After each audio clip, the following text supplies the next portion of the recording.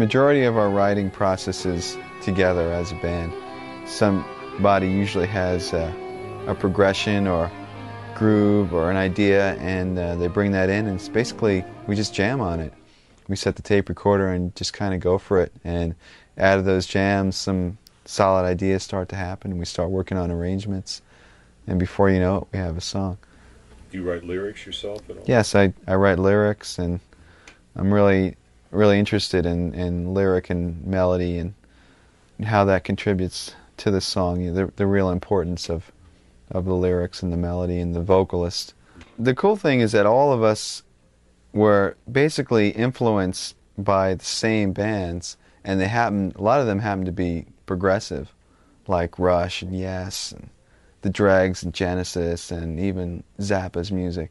So when we all got together at Berkeley, it just kind of naturally came out, this type of music in Odd Times, and even you know, using the harmony that was a little bit more experimental or creative and whatnot.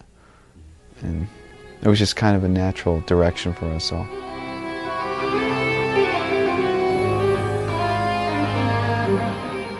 We've been focusing in a lot on developing techniques for soloing and chop building, but let's switch gears now and concentrate on building your chord vocabulary. What we're going to do is we're going to take the ever-faithful power chord,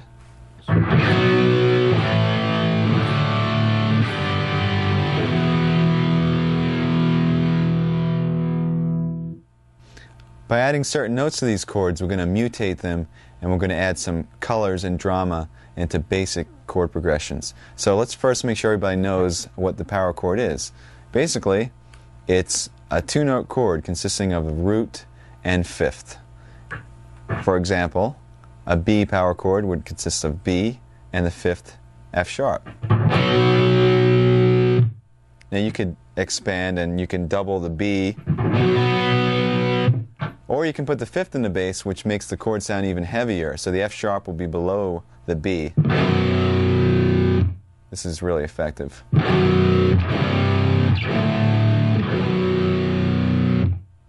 And one other type that's not really a typical power chord, but it's a progressive power chord. You take the root, the fifth, and you add the ninth on top. It sounds like this.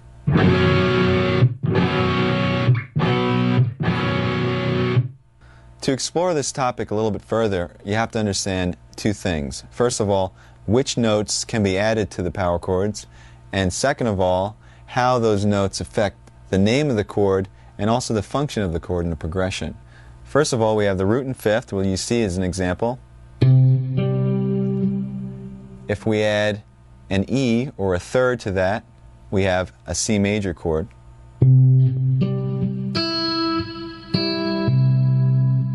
If we add an E flat to that, which is a minor third, we have a C minor chord.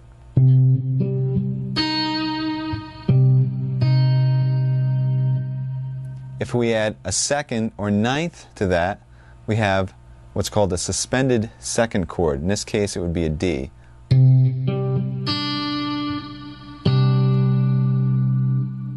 If we add a fourth to that, we have what's called a suspended fourth. In this case, the fourth would be.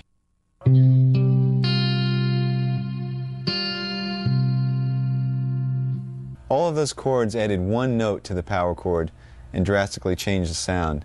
Now let's go through some chords that add two notes.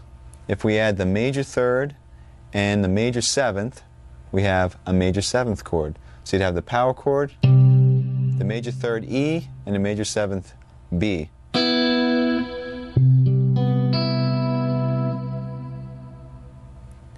If we add the minor third and a flat seventh, we have a minor seventh chord. In this case, it would be an E flat and a B flat. Added to the power chord.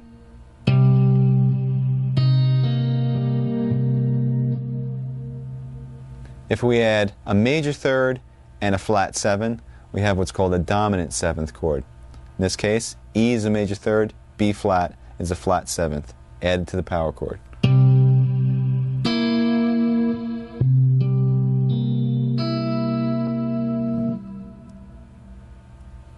And now there are a couple of chords which I call add 9 chords. What they are major and minor chords. So we're going to have a major and minor third added, and on top of that, the ninth as well. A major add 9 would add a major third E and a 9 D.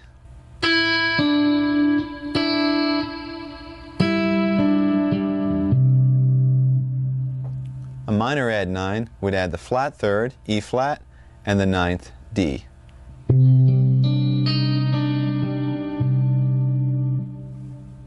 Now let's talk about how the 11th added to the power chord changes the name. We'll keep the major third, and we'll add an 11th, and we end up with a major add 11th. Here's the power chord, here's the major third, here's the 11th. Don't worry, we won't be playing these fingerings. And the final chord is a minor 11th chord where we add 3 notes. The minor third, the flat 7, and also the 11th, which once again is F. And just to make this easier for now, we'll put the 5th in the bass. Now what this new information allows us to do is to take a simple chord progression that you wrote, maybe you have a great melody going, and develop the sound of the chords to add some spice. Let's say the chord progression we have is all power chords A, F to G. Very, very typical.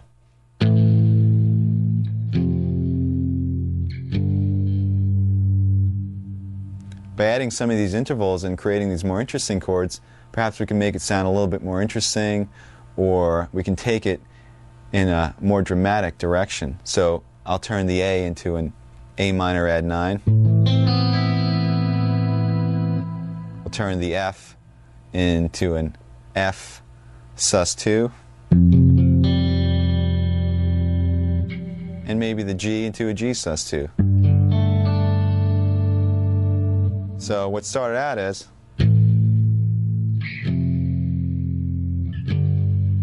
now it sounds like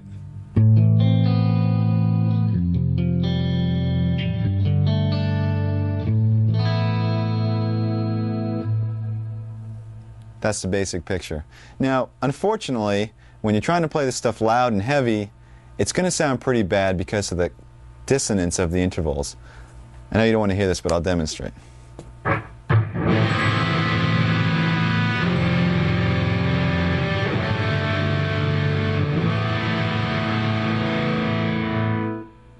Some of them don't sound that bad, but once we start getting to 11ths and 7ths, believe me, it's horrible.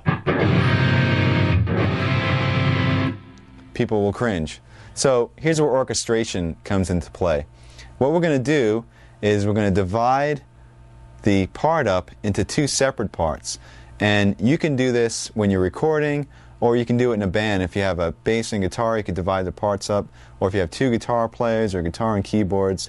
The concept is one guy plays the power chord, or the root and the 5th, and the other guy plays the added tension. Sometimes it's either 1 note, sometimes it's 2, sometimes it's 3.